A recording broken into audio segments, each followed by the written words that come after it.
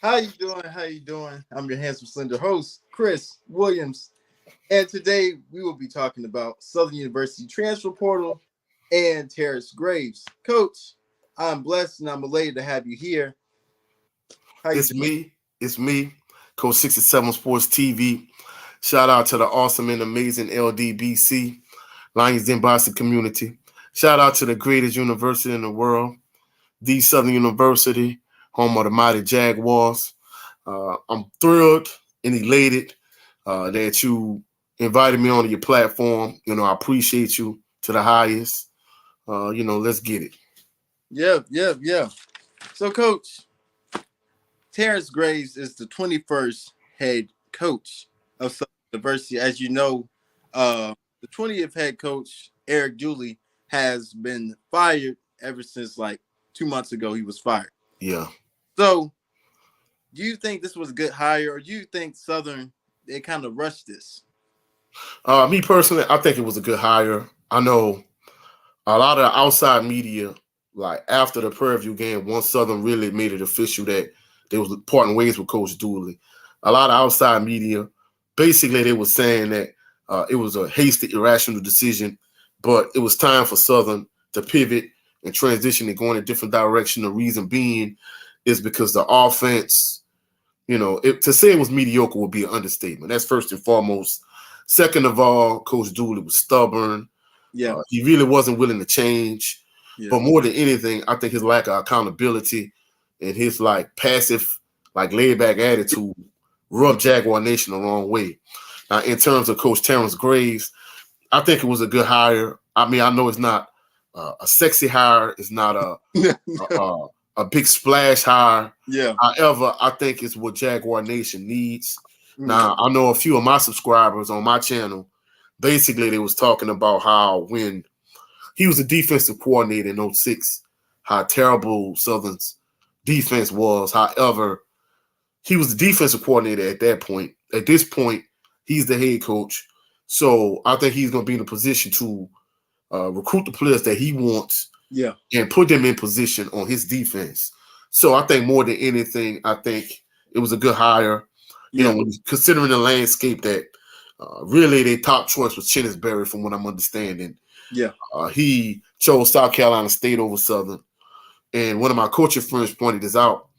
The last two times Southern was looking for a head coach, like they overlooked Chennisberry. So maybe that yeah, factored into it. He had ties to both Southern and to South Carolina yeah. State. Uh, his ties to South Carolina State was stronger to his ties from Southern, from what I'm understanding. That's part of the reason why he went the South Carolina State route. And that, So that's one component we have to look at. Trey Oliver was like another candidate I really was interested in.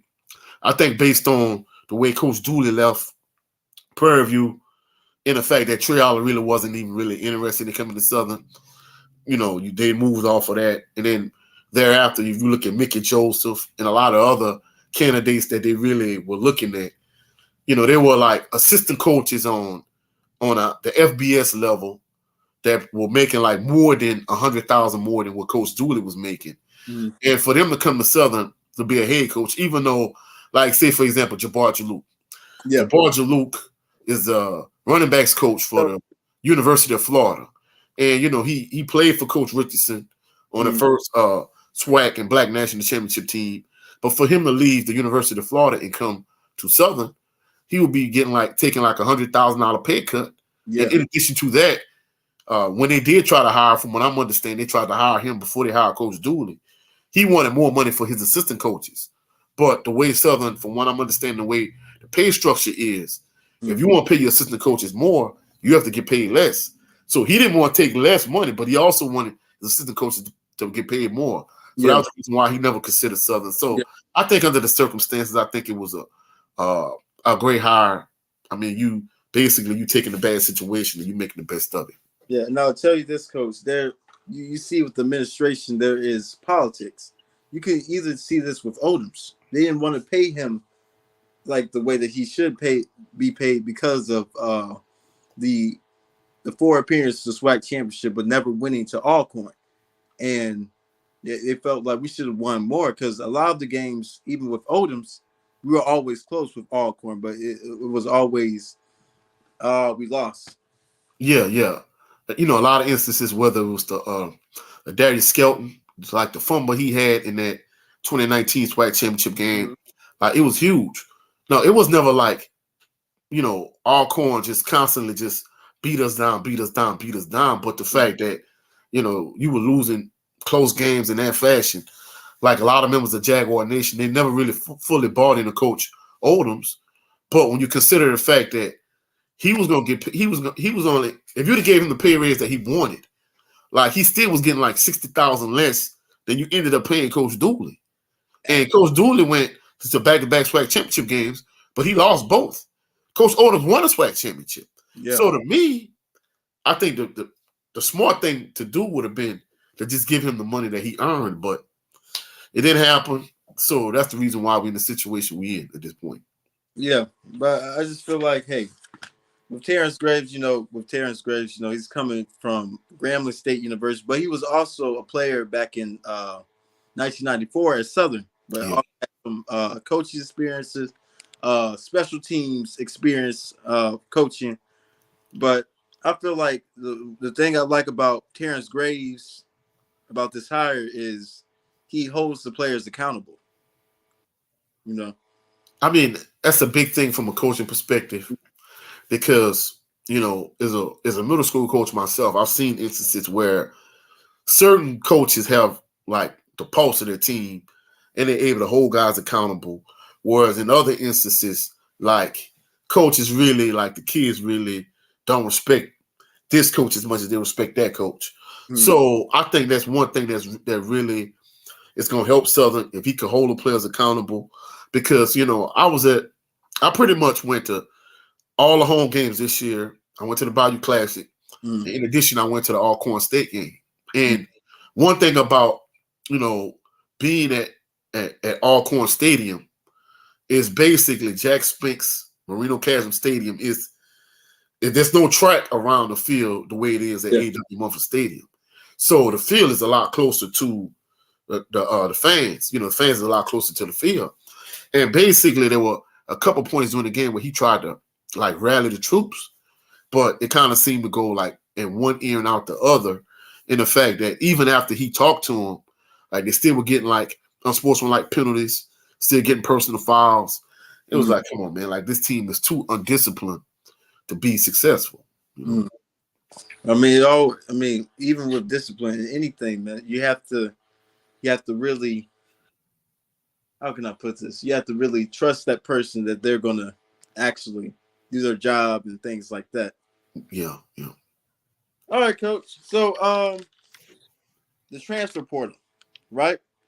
Kelby Gibbons, defensive tackle for Southern. He balled out this season. Eli Fields leaving. Christian Davis is leaving. He was the cornerback. Yeah. Harold Blood, as you know, struggled a lot, is in transfer portal. Dylan Water. Marotta, UAB transfer. He transferred. So what's going on, Coach? Do you think this is a cause of concern, or do you think we can actually bring these players back into the Terrance Graves coaching era? Honestly, I think they could bring them back because when they had the whole situation with Jason Rollins. Jason Rollins left. Jordan Lewis jumped into the transfer portal. And once Coach Dooley came from Prairie View to Southern, he was able to get Jordan Lewis back. So it's going to be pivotal to get, just let's go player by player. It's going to be pivotal to get Kelby Givens back because one thing I think that made Southern's defense what it was is having those two bookends. Taj Brown was a graduate student, grad senior, so he's gone. You had Kelby Givens on the other end, so you had Taj Brown on one end, and Kelby Givens on one end. And the thing about it, like it wasn't like, hey, Taj Brown is the right end and Kelby Givens is the left end. Sometimes they play strong side, weak side. So certain instances, uh, Taj Brown will be on the left side and Kelvin Givens will be on the right side. And then Yeah. in other instances, they will flip flop series or whatever the case may be. But I felt like, those two players on the front end, they was really what kind of made Southern's defense go. And once Taj Brown, like towards the end of the season, he got hurt in the Texas Southern game. I mean, even against Alcorn State, there was a point at the start of the second half where Kelvin Givens, he really turned up and he was able to get some pressure. But without Taj Brown, he really wasn't the same. I think it's easier to replace just a Taj Brown as opposed to having to replace both Taj Brown and Kelvin Givens. So I think losing him would be the equivalent to losing Jordan Lewis at the time. Yeah. And really Kelvin Givens, he's a lot like Jordan Lewis in terms of his stature, his build, the fact that he's a good pass rusher. I think at the time Jordan Lewis had more sacks than Kelvin Givens had this year, but the fact that he had such a good year, he was able to garner attention from UTSA and from a lot of other schools. So once they let Coach Dooley go, like it wasn't a shock that he entered the transfer portal. Going to Christian Davis, basically he was like Southern's best cover corner. Now, don't get me wrong, I know Jordan Carter, he kind of reminded me a lot of Coach Sean Wallace in terms of being able to play in the box, being able to be like a free safety on the back end, him being able to be like an extra linebacker, him blitzing, so on and so forth. So he got a lot of attention, but in terms of like man-to-man coverage, even though he didn't make none of all swag teams the way I thought he would when the season started, like losing Christian Davis is huge. So that's a huge loss. In addition to that, Eli Fields, offensive lineman, basically, he's not as good as maybe Dallas Black was a couple years ago. But essentially, Eli Fields was their best offensive lineman. And you gotta have him coming back as opposed to letting him go, And also Jatari Carter, who was drafted in the 7th round to the Chicago Bears. Yeah. So that's I mean Eli Fields, he kind of fits into Jatari Carter, Dallas Black mold. He's like the best offensive lineman, but he's just not as nasty as those two were. Yeah. So, you rather bring him back another year and have him to the point where he's a senior and he's ready, locked and loaded and ready to go, as opposed to kind of rebuilding your offensive line. And then, we didn't mention players like, I know we mentioned Dylan Marota and Harold Blood, but truthfully speaking, no disrespect to Harold Blood, I think at best he's more of a game manager. Yeah. I don't think you would like really lose a whole lot losing him. And Dylan Marota, he was behind Harold Blood, so but when we talk about running backs like Gerard Sims, he didn't play this year. Yeah. Carl Ligon, losing those guys. I mean, dogs. Yeah, I mean, if you would have had those guys to go with Kendrick Ryan, because all three of those guys played together last year. Now, 2 of those 3 gone. I mean, Kendrick Ryan at this point, he's clearly a feature back. He by himself. Yeah, he clearly the feature back, but at the same token, you need to have, a running back to complement him. I mean, just say even, I don't know if his eligibility is up. I think it is. Just say even if you brought back C.J. Russell, right? He has, I think Kendrick has maybe. No, not Kendrick. I'm talking about C.J. Russell. Oh, C.J. Russell? All right. I think his eligibility was up, but just say he's coming back. I mean, truthfully speaking, I'd rather have a Gerard Sims with 1 year eligibility left that really is more of a compliment, whereas Gerard Sims is the power back and Kendrick Ryan and Carl Ligon is like, the speed backs where you got a thunder and lightning type combination. Whereas if you look at a C.J. Russell, it's like C.J. Russell, Carl Ligon, Kendrick Ryan, they literally kind of all the same back. Yeah. I mean, I know they're the prototypical Southern back over the years, like a Lindsey Scott Sr., a Melvin Williams Jr., a Lenard Tillery, a Steve Warford. They all kind of fit into that prototype, but you still need the bruiser that can get the 3 to 5 yards between the tackles. Yeah. And I think losing Gerard Sims, you lose that, I just feel like I hope and pray that JJ stays. I hope and pray. Like, because I feel like JJ can go anywhere. He has the talent. But there's been moments where, he was injured. Being a power back, you have to do the dirty work. You have to go through the rough and tumble. So if JJ can stay healthy, whatever team gets him, maybe a high PWI. Because I mean, with JJ, he has shown when healthy, he has talent. Yeah. Yeah.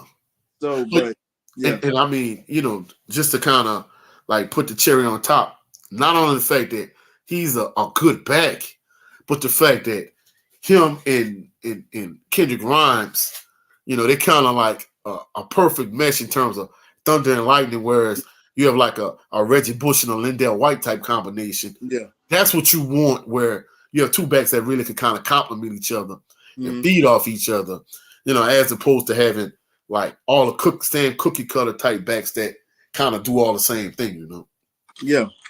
But I feel like, the best place that I did a TikTok on this for JJ Sims, like the best place he can go.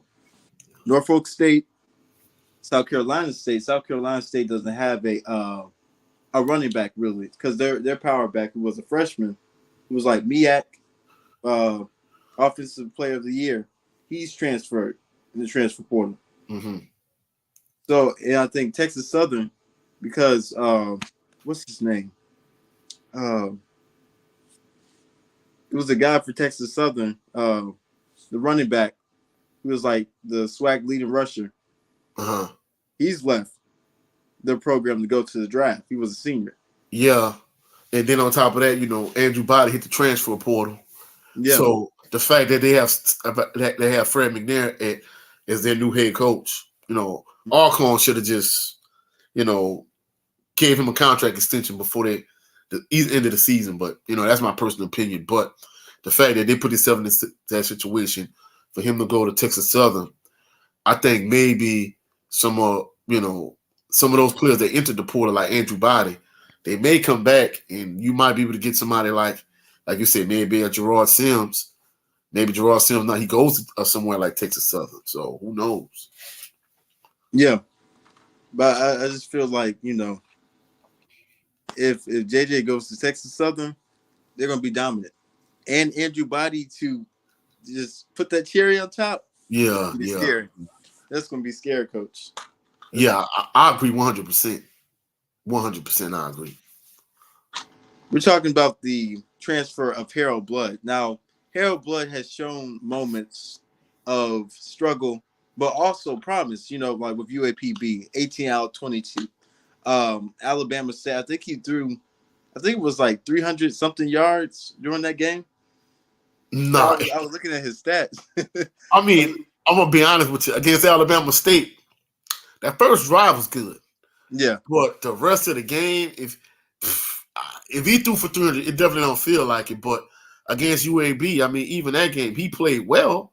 Yeah. But the first pass of the game, he threw an interception. Yeah. I mean, they were playing cover one, and you threw a post, and you threw it right to the free safety. I'm like, come on, man. Like, what this dude doing? Mm-hmm. So, you're right. I mean, he showed moments of promise. Mm-hmm. And then he showed moments where he didn't look so good. I think it's the inconsistency. Yeah. I think more than anything, I think he's a game managing type quarterback. Mm-hmm. And I think the fact that Coach Dooley kind of constantly put him in compromising situations. His play calling, like, if you had him, like, for example, like the long touchdown pass he threw to Jalen Howard, mm-hmm. The good crossing routes he would throw to Cassius Allen, a good pass he threw to August Petrie III. Like, he can make those plays here and there, but on a consistent basis for him to make those kind of plays, he's not that kind of quarterback. He's not a Quincy Richard. He's not an Austin Howard. Even though they all from the same, like, River Parish region and area, like, he's not that guy. He's more of a guy that can give you a good, a real excellent pass every now and again. But more than anything, I felt like from a play calling standpoint, they didn't throw enough screens to Gary Cross Jr. and Kendrick Grimes up the backfield. They didn't hit like August Petrie III and Jalen Howard and Chandler Whitfield like on jailbreak screens and tunnel screens, bubble screens enough. They didn't get Cassius Allen on crossing routes enough. They didn't run enough like jet sweeps and things of that nature. They really didn't put him in position to be successful. I think too often they just let him drop back to pass. And, from a coaching standpoint, it looked like he just kind of struggled to go through his progression. He held the ball entirely too long. And, one thing, clearly they didn't teach him to have like a time clock in his head. He would hold the ball too long. And even in a few games where he would drop back to pass, nobody's open. And a guy is open down the field all of a sudden. Instead of him just throwing the ball, like he waving the guy down the field, like I'm like, what are you doing? Throw the ball. Yeah. Like you don't have all day. Really, as a Saints fan and as a Southern fan, I think he's kind of like the swag version of Derek Carr in terms of, him not being able to read coverage, him not being able to go through a progression, and just him holding the ball entirely too long. I think if they'd have thrown through a lot more screen passes, they'd have had a lot more diversity in terms of from a play calling standpoint. If Coach Dooley was a good decision maker and a good play caller in terms of being better in terms of his game and clock management, I think Harold Blow would have been better.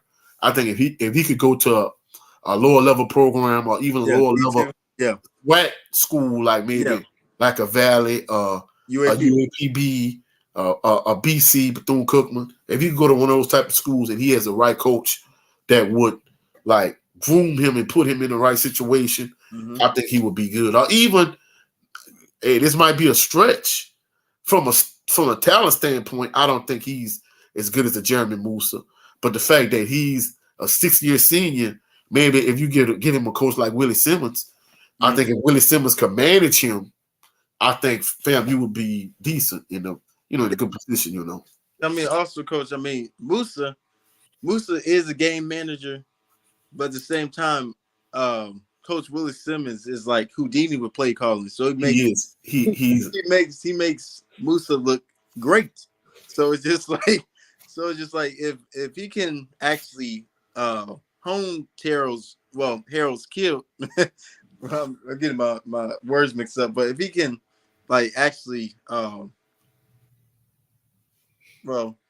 use his skill set to his highest potential. Yeah, I mean, really, truthfully speaking, I think, Jeremy Musa is a game manager to a certain degree, but he's on a much higher end compared to Harold Blood. Yeah. But I think the fact that he's a 6-year player, he was able to start this 4-year Southern. I think if Willie Simmons would get his hands on him, I think he would be able to maximize his potential. Oh yeah. But I think from a talent standpoint, he might not be on that level, but I think Willie Simmons will be able to get the best out of him from a play calling standpoint, because, just to kind of help make your point about him being Houdini as a play caller, like when the score was tied at A.W. Mumford Stadium, 1919, and it was like 4th and 10. Yeah. And fam, you was on the plus side of the field. What they were able to do, people didn't realize it, is Kelby Givens and Taj Brown was getting so much pressure on Musa. They start like calling sprint passes and rollout where, it would be double slot and it would bring a receiver in motion. And all of a sudden he would roll right and throw like a rollout pass.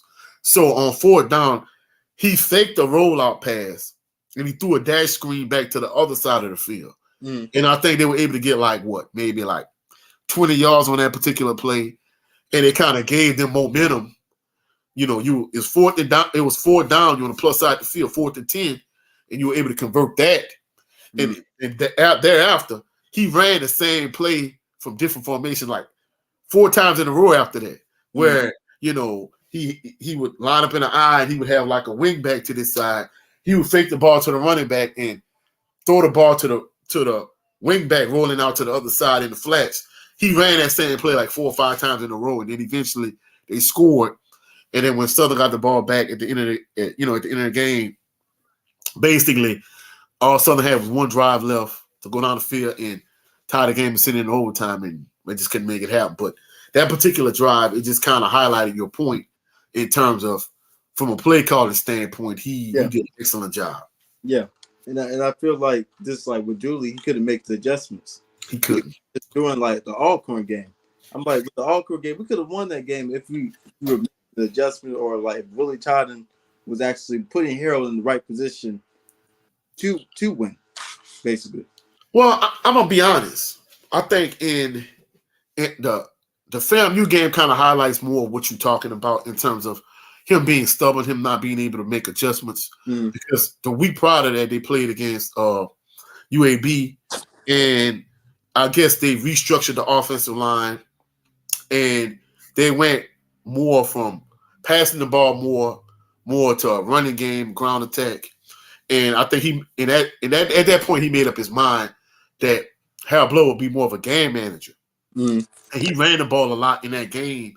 But the point I'm trying to make is when it really was time for them to throw, he kept trying to run the ball because he had so much success running the ball early in the game. Yeah. I'm like, you got like, you have like a minute and 50 seconds left. You have 50 seconds left. Like, you only have one timeout. You're not in a position to run the ball, even if you do get a big run. Like, the clock is still ticking. So from a clock management standpoint, you're not in a situation where you can afford to run the ball. But he really wasn't willing to make adjustments. Instead of him just taking accountability, because in the same game, when Southern was up, I think it was what? They were up one score. Yeah. Taylor Whitfield, he fumbled, he muffed the punt. Yeah. And FAMU was able to get the ball and score and go ahead. Yep. At the end of the game, the post-game press conference, he was like, hey, I fumbled the ball. I can't put my team in that type of situation. Like, I have to be more accountable. I have to do this and I do that. He took full onus and accountability for the mistake. Whereas Coach Dooley, he was like, oh, they were dropping 8 in coverage. I'm like, dude, I'm at the game. I go to all the home games. They were not dropping 8 in coverage. Like, and even if Harold Blood was struggling to pass the ball, he could have put Harold Blood in a position where he could have made like a jailbreak screen, a tunnel screen, a bubble screen or something to August Petrie the third, to a Chandler Whitfield, to a Jalen Howard. And, you could just look at what August Petrie the third did in the Bible Classic. Yeah. Had he been able to get the ball more in space, I mean, just imagine if he would have been able to play with a Southern quarterback like Quincy Richard, like Eric Randall, like Austin Howard, like Sam George, like one of those guys, man, he would have been an all-SWAC receiver easily. And, I just kind of feel bad for him. But the point I'm trying to make is, from a play calling standpoint, Coach Dooley perpetually put Harold Blood in bad situations. And I think that was part of the reason why he wasn't successful. And I also think, like, just for Harold, I think he needs to go down to, in my opinion, maybe he needs to go to UAPB. Like we said before, Coach, maybe a UAPB, maybe a Valley, a school where they're just rebuilding a winning culture. Yeah, like you said, like we said earlier, either a lower level SWAC school or maybe even a Division II school, Yeah. Coach, but where do we go next as Southern fans, as as the team, etc.? Like, where do we go next? Well, I think first and foremost, I think the first thing Coach Graves need to do, he needs to, like, those top end players that we were talking about, the Kelby Givens, the Christian Davis, the Eli Fields, the Gerard Sims, all of those players, Carl Ligon, all those players you lost in the transfer portal. You need to try to bring all of those guys back. That's first and foremost. Second of all, like, the holes that you need to fill. You need to fill those holes first and foremost. Like, losing to Taj Brown. Even though Kelby Givens made first team all SWAC and Taj Brown made second team all SWAC, I felt like Kelby Givens was a better pass rusher, but I felt like Taj Brown was more of a disruptive force. You need to fill that void. You need to fill a void of Jalen Campbell. You need to fill a void of Jordan Carter. You need to fill those voids. And then in addition to that, on the offensive side, I think you straight at the quarterback position with Noah Biden and with Zay Tessett and Jalen Woods. You could just let those three battle it out for the starting quarterback position. But more than anything, you need to make sure you have a rock-solid offensive line to really kind of keep your running game going with Kendrick Grimes and keep your quarterback upright. So I think more than anything, I think that's what he needs to do as a coach. But I think as a fan base, I'm not saying all of Jaguar Nation is unrealistic, and we think we should win a SWAC championship every year. But I think we need to give Coach Graves a chance because even in my comment section, like I was noticing, I'm not saying they really not giving Coach Graves a chance, but one thing they pointed out was like 06 when he was the defensive coordinator, like the defense was bad and it was terrible. And I'm like, well, he's the head coach now. He's in a position whether he wants to get guys out of high school or whether he wants to go the JUCO route, get guys out of the transfer portal. He could fill a voice that he wants to fill on his defense, and he could kind of build the defense in his likeness in terms of however he sees fit for it to be built. Whereas back then he was a defensive coordinator, it is what it is, but he's in more of a position of power where he can shape and build and mold things the way he wanted to be built. So I think as a fan base, we just kind of need to like sit back and relax and just kind of see how things play out, Yeah. Because I know one of my one person that I was talking to about, I saw in the store, like, once it kind of, it wasn't like official, but this person that kind of heard, I didn't know, before I got sick because, I'm just kind of recovering from COVID. Okay. But basically this person was like, if they hire him, they should just kind of keep the interim tag on him. And I'm like, no, just let him do his thing and let's see how things play out and let the chips fall where they may. I think that's one of the, the things that Jaguar Nation is known for being. I think they feel like we're irrational as a fan base. Like, we expect to win every year. We're unrealistic. I don't think that's the case because even in a Coach Dooley situation, like everybody locally was saying like, yeah, it was time for him to go. Whereas if you look at people that wasn't, within arm's reach of the situation, they kind of felt like it was a hasty, irrational decision and just listen to the fan base. It's unrealistic and they should have gave Coach Dooley another year. And I'm like, no. The way he mishandled the quarterback situation with Glenda Bubba McDaniel, Bashawn McCray last year, the way things went this year, like Jaguar Nation was never going to fully trust him the way things went. Whereas what Coach Graves, he has a clean slate.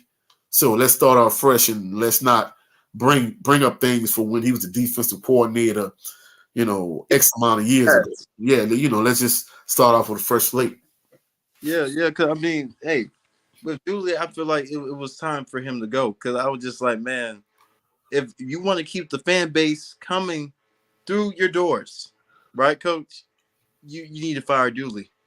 Oh, that was 100% the case, bro, because I was at the Alcorn State game. And, one thing I kind of wanted to point out earlier, you were saying how you felt like from a play calling standpoint, he could have did better. I think in that particular game, I think his play calling was good.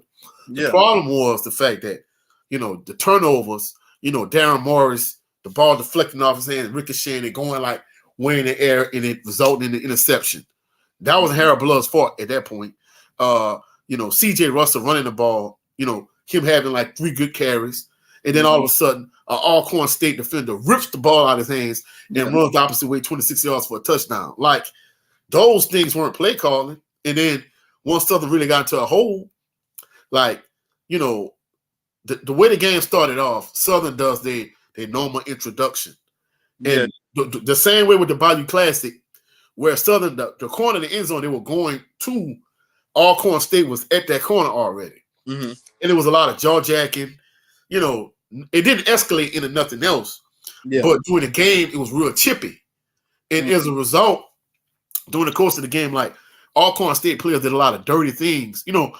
As a former player and a coach, I could see like, hey, he did something dirty, but the referee didn't see it, and Southern players would retaliate and they would get caught and they would get the unsportsmanlike penalty. So I'm like, you already in a hole. Like, you can't constantly like keep doing stupid things. Like, you already at a disadvantage. You on the road. You haven't won at Jack Spink Stadium since like 2000 and whatever. Dang. Lenard Tiller was still on the team. So that go to show you how long ago it was. So like you can't put yourself in a situation where you already turn the ball over and it resulted in points for the other team. Like, you can't keep having all these unsportsmanlike penalties. So I felt like in that game he really did a good job with the play calling, but the lack of discipline and the turnovers really like shot you in the foot that game. You know what I'm saying? Yeah. But back to what you were saying in terms of let's start like fresh. I felt like, basically after that game, I was leaving out the stadium, our Jack Spink Stadium, and so many of the fans were like, because I saw one of the people that sit in my section, because I sit in 8E, for all the home games, and he sit like the row in front of me, and he was like, "Man, we got to get rid of him." And I'm like, "Well," I said, the thing about it is, because we have been hearing a lot up to that point where like, hey, Southern really don't have the money to buy him out, this, that, and the third. He was like, "Man, coach, I don't care. We have to pick up a collection at the last home game against Fairview." He said, "Hey, everybody like put $100 in the pot, Take an offer. $50 in the pot, whatever. Like, let's get rid of this dude." Yeah. When he said that, I'm like, "Yeah, it's time for him to go." And the crazy thing about it, he was like the first person I saw, because I think at the point the score was like what, like 41-21. I mean 41-17 or whatever it was. Yeah, it was terrible. Yeah, it was terrible because they took they made a field goal, but they took the points off the board because they was down so far they needed a touchdown. Mm. And after that, Harold Blood threw a pick six. And after that point, the game was over. It was like all the Southern fans on our side, we just started leaving it after that point.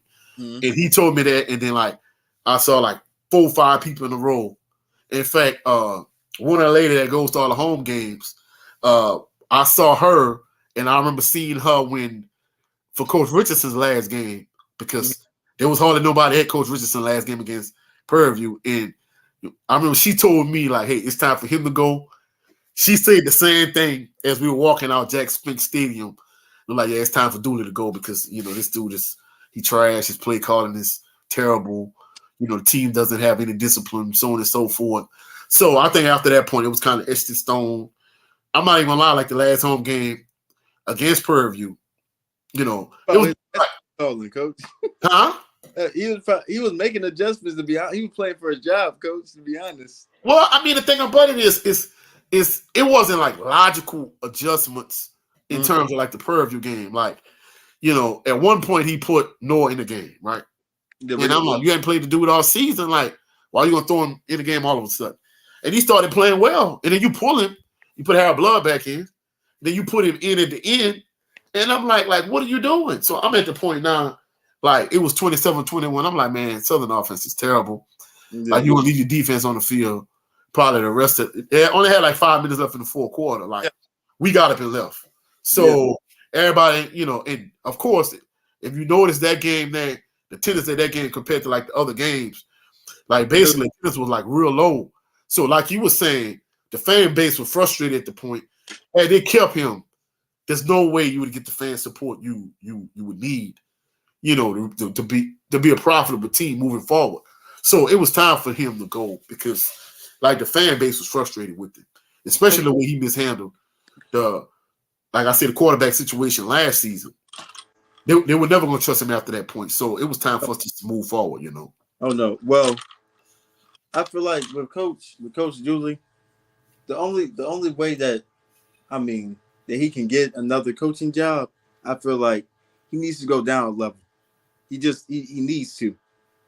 Maybe D3. I ain't gonna lie, bro. I'm gonna have to disagree with you on that one. The reason being is because if you know anything about the history of the SWAC, SWAC recycles coaches. Oh yeah. Like even if you look at this, for example, we talked about Marino Chasm. Marino Chasm coached at Southern. He coached at Alcorn State. He coached at Southern. So he had 2 stints at Southern, and he had, a successful run at Alcorn. So anytime you have any success as a head coach in the SWAC, another SWAC school is going to be willing to pick you up. So truthfully speaking, whether it's at Alcorn, because that's where he really kind of Alcorn and Grambling is kind of where he really kind of like, even though he really started out under Coach Richardson, like he kind of really built the name at Grambling and Alcorn. I would be surprised. I mean, it might be far-fetched. It might be unrealistic, but I could easily see him going to maybe somewhere like Alcorn or maybe Grambling. Something like this season coming up. So it might be a stretch, but I think he's going to land on his feet eventually as a head coach in the SWAC at some point again. Or even if not, if he has to go back to being a coordinator, I think he'll go back to being a coordinator because that's one thing. But the SWAC is he recycles coaches. Just go down, just look at Coach Graves. Look at his resume in the SWAC. Look Yeah. at Coach Dooley's resume in the SWAC. Like I said, even if you want to go back all the way back to Marino Chasm, may he rest in peace. Look at his resume in the SWAC. SWAC coaches get recycled. And I think that's one thing that Southern's fan base was really adamant about. Like, we don't want another recycled SWAC head coach. Mm-hmm. You took him from Alcorn. Let's not take another SWAC coach from another school. Even if you look at Fred McNair, he went from Alcorn to Texas Southern. So the SWAC is known for recycling head coaches. He's gonna get another run in the SWAC somewhere, whether it's as a coordinator or whether it's a head coach. He's gonna get another run. Yeah, I think I'm gonna say it's gonna be coordinator. I feel like if he's with coordinator, he has control of the offense, but maybe he can do better where he's at. Yeah. And I don't mean to cut you off. That's one thing my brother Jared Lovin Green and I talked about on his channel on the Southern Baller Show is sometimes a guy is a good coordinator and he's not necessarily a good head coach. We can see the same thing with the Saints. Like Dennis Allen is a good defensive coordinator. Yes. Dennis Allen is a trash head coach. I'm unapologetic about it. Even with the Raiders. Yeah. I mean, that's one thing we were saying. If he was a good head coach, he would still be in Las Vegas. If Derek Carr was a good quarterback, he would still be in Las Vegas. So basically, the Saints is taking all the Raiders' hand-me-downs. Like, if this guy was a good head coach and a franchise quarterback, they wouldn't be in New Orleans. They would be in Las Vegas. So I think the same thing applies to Coach Dooley. I think Coach Dooley might be a good coordinator. I think the thing that made it look bad for him is the fact that he's an offensive guru, and his offense was trash this entire season. I think the thing that hindered him last season was the fact that, he let his personal relationship with Sean and Benny McCray cloud his better judgment. And then I think another thing that kind of played into it, it kind of came out after the fact, but the fact that Coach Dooley and Coach Roman Banks and Harold Blood, they all in the same fraternity, that came out later on too. So it was like, well, hey, maybe he's starting Harold Blood because, they frat brothers. I don't know if they're in the same chapter or not, but to me, it seems like when he's fixated on a guy, he's going to stick with that guy and he's going to sink with the ship as opposed to, well, hey, we need to pivot and go in a different direction. He's not that guy. He's going to ride with that guy to the end. And, loyalty is one thing, but loyalty to a fault is an entirely different thing, and I think he's that guy. So because sometimes, hey, coach, you gotta be honest. Sometimes your homeboys let you down, coach. Oh, all the time, bro. I mean, you have to have like discernment, and you have to have better judgment. You have to be able to make prudent choices and decisions in terms of like, hey, this is not the right decision. I mean, like last year, like literally from the Texas Southern game on, it was like, man, what are you doing? Like Glenda Bubba McDaniel should be the starting quarterback. I think the thing that helped him last year was the fact that after you lost to Texas Southern, basically, you had UAB, like you had a soft schedule and you had some home games. That kind of helped you. But once you got to J State, the defense played well to start the game. But the fact that, you basically have a glorified running back playing quarterback. See, there's a difference between like a dual threat quarterback and a glorified running back playing quarterback. No disrespect to Bashawn McCray, but Bashawn McCray, he's a good athlete. But essentially, he was a project type player. He's a glorified running back playing quarterback. Whereas, like, we talked about it behind the scenes, like Thomas Ricks, even if he wasn't a good passer, he still was a good quarterback. Whereas Bashawn McCray was just a glorified running back playing quarterback. There's a distinct difference in the fact that you could not see as a head coach that Glenn Bubba McDaniel gave you the best chance to win. And even if he didn't start Glenn Bubba McDaniel the entire season leading up to that point, I think had he started in the SWAC championship game, as a Southern fan, I'd have felt better because at least you put your team in the best position to be successful. Yeah. But instead, you dug yourself a 26-point hole. Now, when you have nothing else to really look forward to, all right, come on, Glenn, let's see what you can do. Yeah. And as soon as you put him in a game, he go down the field and lead your team on a touchdown drive. And he kind of brings you back. But the fact that you dug yourself in such a deep hole, it was too late by that point, you know. Yeah. Well, Coach, I enjoyed this show. I'm glad that you're able to take out your time and be with me on my show today, man. Yes, sir. Yes, sir. In Yeah, fact, bro, hopefully we could do it again sometime. yeah. And for everybody that's out here watching, tomorrow, we have to kind of get the time straight. We're gonna have episode 24 of Bayou Sports Talk with myself, my family members, for the exception of my cousin Rude Dog. Like all of us, we all graduated from Southern. So Rama graduated from Southern. Kay, she graduated from Southern. So we all Southern University graduates. We're gonna talk about Southern University basketball team, the success they've been having. We're gonna talk about them hiring Coach Graves, also the transfer portal, also, and we also going to talk about a variety of other different sports topics like the New Orleans Saints, the New Orleans Pelicans. We also going to talk about Devin the Dream Haney's excellent performance 2 weeks ago. So check us out on episode 24 Bayou Sports Talk tomorrow. Well, Coach, this has been a blessing. Thank you for just allowing. Thank you for being on my show, man. Bro, I appreciate you for blessing me and allowing me to be on your platform. Like I said, hopefully we can link up and do it again sometime. All right. Well, have a blessed, phenomenal evening. You too. Peace and blessings. All right.